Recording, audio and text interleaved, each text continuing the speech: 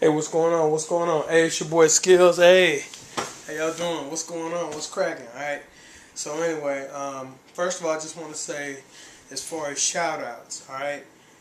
Thank y'all so much for the request. The only problem is I get them from all over the place, from Facebook, um, via in the different videos and everything. So tell you what, from now on, and like I said, I had posted this on a bulletin, but from now on, if you want a shout out, which I'm more than happy to do, what I ask is that you will please inbox me.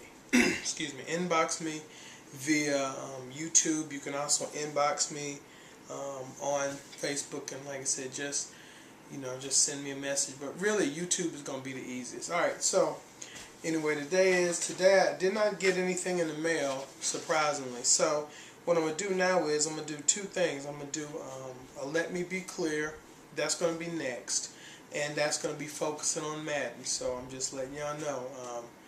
I don't have a lot of nice words for the Madden franchise. Okay, so let's go ahead and do this. So right now, actually it's going to be 7 questions tonight, but one of them was a question that I actually didn't finish, and someone has asked me. So let's go ahead and do that. All right. So first question comes from Piso Reese, and look, every time you hear that thing whine like that, it's either someone making a comment, someone sending a message, or someone subscribing. So that's my iPhone sound. So when you hear it, boom, that's some activity from that. Okay, so question comes from Piece of Reese, and it says, "Hey Skills, could you give me a shout out in episode 5? But also I have a question. Would you recommend Saints Row the Third to buy? Thanks." The answer is yes, but with conditions. Saints Row the Third is an awesome game. It's open sandbox, and you can actually never do a mission and just have fun creating mayhem and the like. The problem is it's very mature. It's very raunchy. It's college type humor, Animal House, that kind of thing. Like I said, it's raunchy. And as a believer, I could not recommend another believer do that. I mean, because they have like the horde mode. You're playing that, your mom walks in, your sister walks in, they see you with like a dildo and you playing the sausage fest, or just, taking out these other hordes. It's kind of hard to describe. So, yes, I had fun playing it, but I'm probably not going to play it anymore. And it's a really cool game, but like with those kind of convictions, I gotta be honest. I mean, yes, it's a fun game, and I definitely would recommend. It's a good game. I mean, I won't say a good game. It's a great game to play, but due to the subject matter, if you're a child, no, definitely don't play it. If you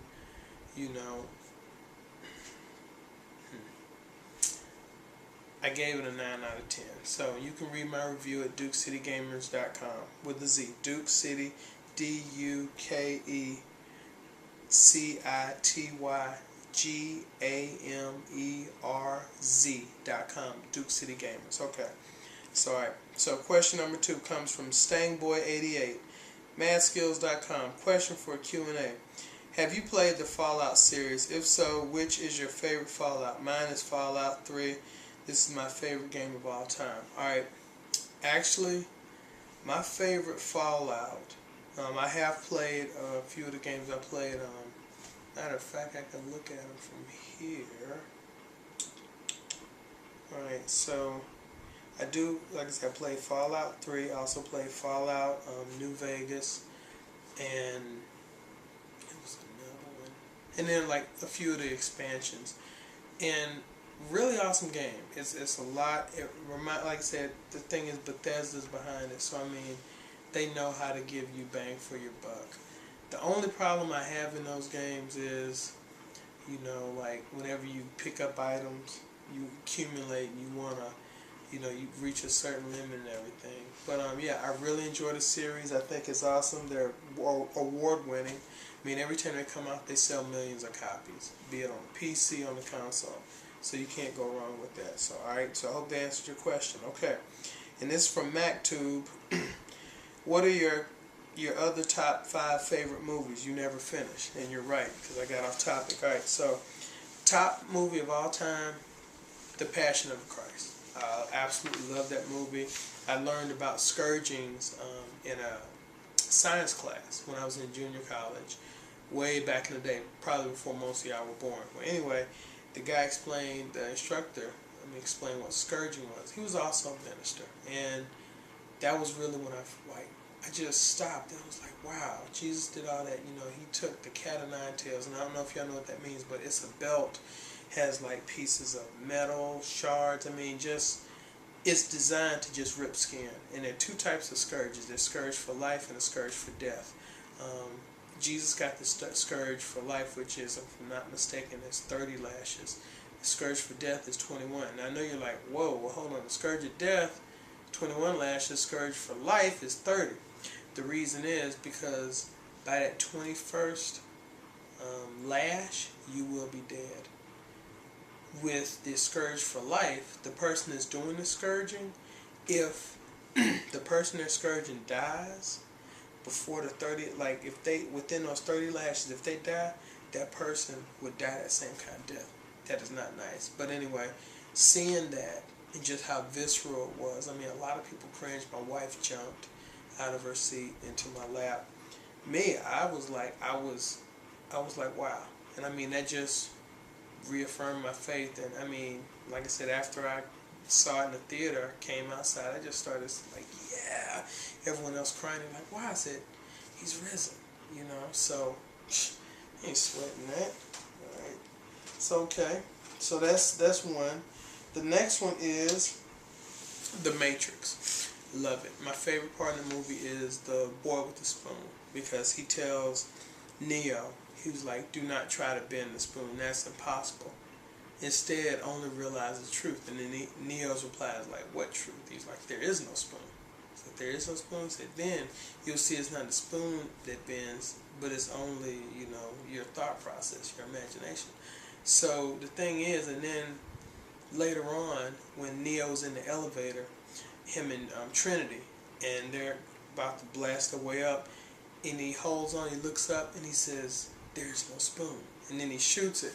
That's just powerful. Love it. And the original Matrix. Now, the other ones, no. But the original, yes. Third is Lion King. Without a doubt, that movie is just so symbolic. Because a lot of times, we forget really who we are.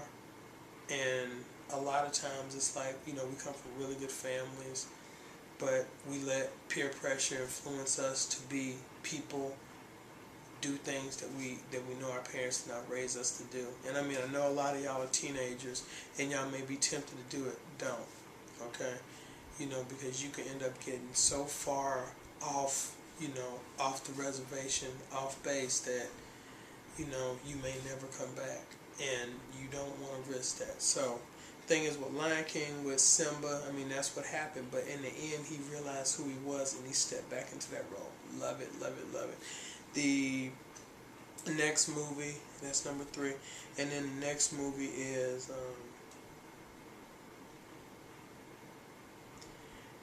I gotta go with, I got 2 more. I love Braveheart. I could watch Braveheart over and over and over and over and over and over again. It's just, at the end when he screams, freedom! Even though, he's a little bit batty. And then the last one, I gotta go with the new Star Trek. And the reason is because I'm a fan of the original, like with Star Trek II, Wrath of Khan.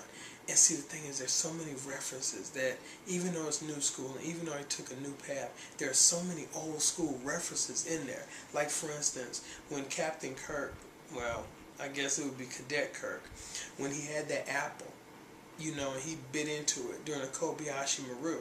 If you watch Wrath of Khan, in it, when he's in the Genesis planet, he's biting off the apple. And it's the Kobayashi Maru, because Lieutenant Savick, who is played by Kirstie Alley, you know, she is asking him, hey, you know, like you're facing a no-win scenario. Actually, she asked, how did you beat the no-win scenario? And he said he changed the conditions of the test. Well, you see that in there.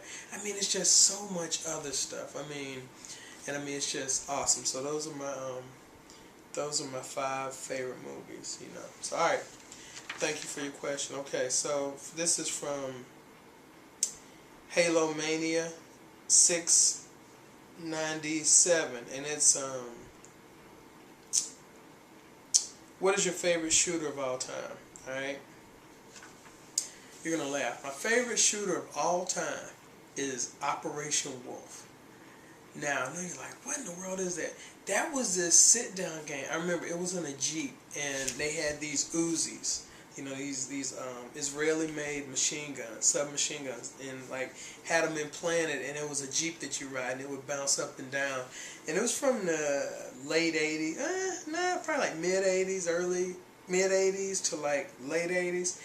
Real popular game, and that was my favorite shooter. I mean, you would just, you know, I mean, and honestly, like, you know, if I ever become like a millionaire or billionaire, I'm gonna have that in my house. I mean, you would sit there and just pop everything.